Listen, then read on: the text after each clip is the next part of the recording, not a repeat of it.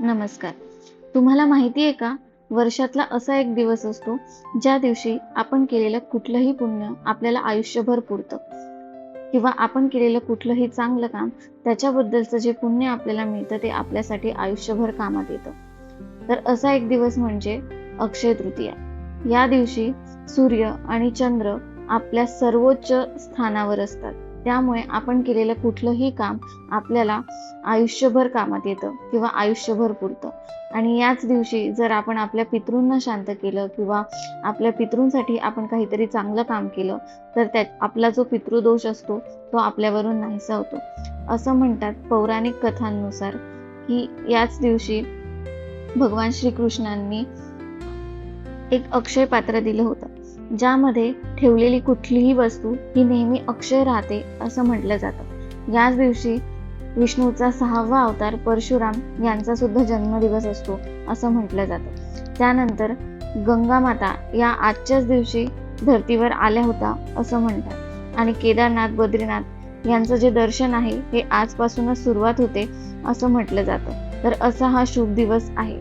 आणि आजच्या दिवशी आपण जी वस्तू दान करू तर त्याच्या लाखो पटीने आपल्याला ती रिटर्न मिळू शकते असं म्हटलं जातं, किंवा ती वस्तू आपल्यासाठी अक्षय राहते असं म्हटलं जातं. म्हणून आजच्या दिवशी नेहमी शुभ कार्य केलं पाहिजे, किंवा आपण कुठलीही नवीन वस्तू किंवा नवीन गोष्टीची सुरुवात करत असू तर ती आजच्या दिवशी केलेली नेहमी लाभदायक राहते.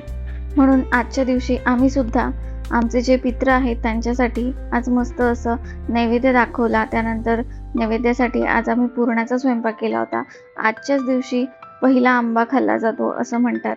आजच्या दिवशी पहिले पित्रांना रस, पुरणपोळीचा स्वयंपाक हा नैवेद्य म्हणून दाखवला जातो. त्यानंतर पित्र तर हे सगळं जेवण खात नाही, म्हणून त्यांना वास जायला पाहिजे यासाठी आपण घास टाकतो. आणि हे सगळं केल्यानंतर मग आपण आंबे खायला सुरुवात करतो असं म्हटलं जातं. आणि आम्ही त्याचनुसार आजच्या दिवशी मस्त अशी पुरणाची पोळी आणि आंब्याचा रस केला होता. आजच्याच दिवशी ज्या सासरवाशीण मुली असतात त्या माहेरी जातात आणि त्यांचं बालपण सेलिब्रेट करतात असं म्हटलं जातं. म्हणजे त्यांच्या बालपणीच्या ज्या आठवणी असतात त्यामध्ये त्या गौरी मातेची पूजा करतात आणि झोके वगैरे खेळून त्यांचं बालपण आठवतात आणि आपलं माहेर पण एन्जॉय करतात. तर असा हा इतका सद्गुणांनी भरलेला हा दिवस असतो. हा आपण नक्की सेलिब्रेट केला पाहिजे असं मला वाटतं.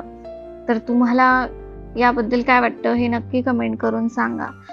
तुम्हाला माझा व्हिडिओ आवडला असेल तर नक्की व्हिडिओला लाईक करा, आणि यामध्ये काही चुकीचं वाटत असेल तर तेही कमेंट करून सांगा.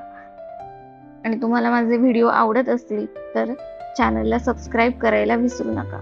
भेटूया नेक्स्ट व्हिडिओमध्ये. बाय.